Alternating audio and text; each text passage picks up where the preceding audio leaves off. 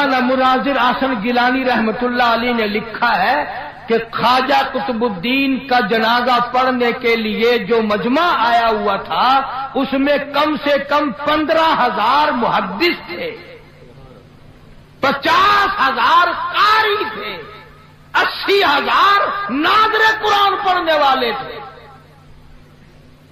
Rail, motor, کار، ہوائی جہاز کچھ نہیں تھا، اتنی دنیا جنازہ پڑھنے آئی تھی۔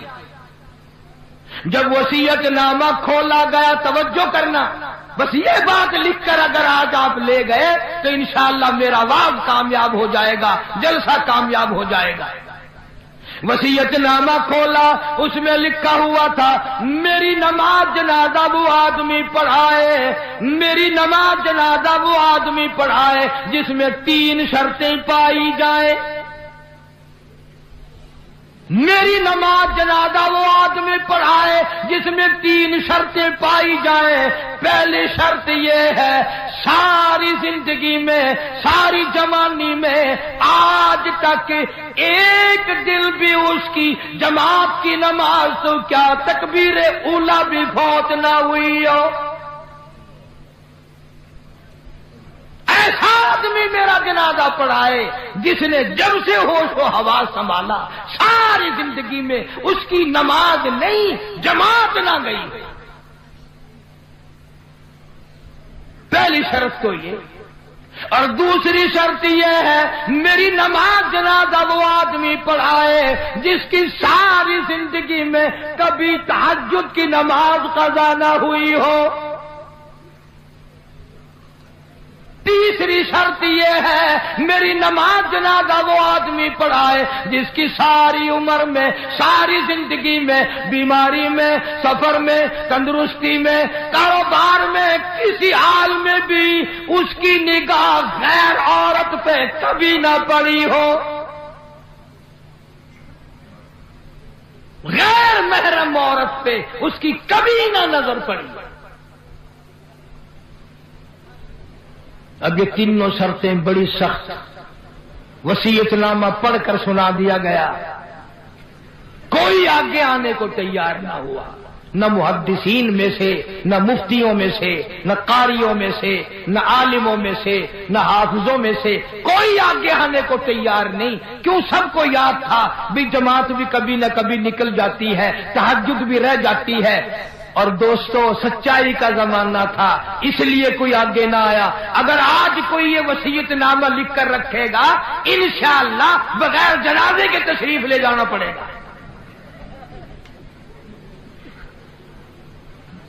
اگر آج کل ایسا وصیت نامہ بھی لکھو گے، ایسا ملا آگے آئے گا جس نے کبھی فرض بھی نہیں پڑے، وہ کہے گا چلو چھوڑو یار، اور نہیں اخبار میں فوٹو تو آئے گا۔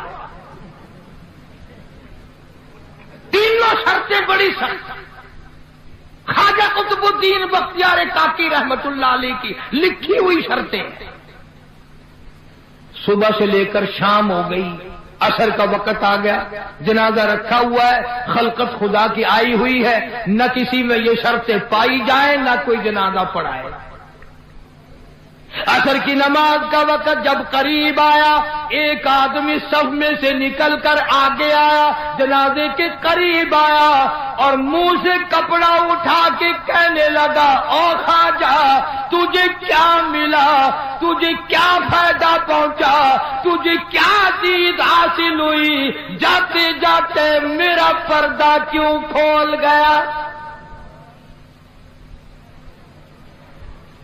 آج تک میرے رب کے سوا، تیرے سوا کوئی نہیں جانتا میں کیسا ہوں، آج تو نے میرا راز کھول دیا، میں سمجھتا ہوں کس کو لکھ کے گئے ہو، کس سے جنازہ پڑھوانا چاہتے ہو، مجھے پتا چل گیا تھا پر میں اپنے آپ کو چھپانا چاہتا تھا۔ او خواجہ مجھے دنیا میں کیوں ذلیل کر دیا؟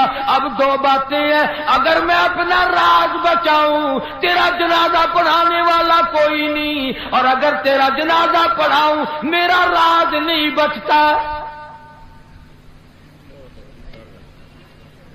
کون ہے آج میرا پردہ بچائے، تو نے تو اپنا فائدہ کر لیا، میرا نام لکھ کر چلا گیا، شرطیں میرے بارے میں لکھی ہے، آج کے بعد دنیا مجھے کیا کہے گی؟ ابھی موت نہ جانے کتنا دور ہے، اگر اس کے خلاف ہو گیا میں کالی کملی والے کو کیا منہ دکھاؤں گا؟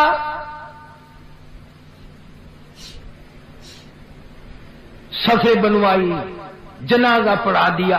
میں تاریخ کی طرف سے ذمہ داری سے کہتا ہوں، کسی نے اعتراض نہیں کیا کہ تیرے اندر یہ شرطیں نہیں پائی جاتی۔ اب جس نے جنازہ پڑھایا، تم یہ سوچ رہے ہوگے کہ پتہ نہیں کس خانقاہ کا ولی ہوگا، کون مفتی ہوگا، کتنا بڑا پیر ہوگا، کتنا بڑا بزرگ ہوگا، خدا جانے پہاڑوں میں رہتا ہوگا۔ نہیں، اسی وقت میں جب یہ خواجہ کا انتقال ہوا ہے، فوت ہوئے ہیں، اسی وقت کا حکمراں دلی کے تخت پہ بادشاہت کرنے والا خواجہ شمس الدین التمش تھا۔ کبھی بادشاہ ایسے ہوا کرتے تھے کہ ان کی جماعت کی نماز نہ جاتی تھی، کبھی تہجد کا دانی ہوتی تھی، کبھی غیر عورت پہ اس کی نگاہ نہیں پڑتی تھی۔ آج غریبوں، مزدوروں اور ملازموں، تم سارا دن بدنیتی سے 100 عورتوں کو تاڑتے ہو، اور مرتے وقت تمہیں کیا ملے گا؟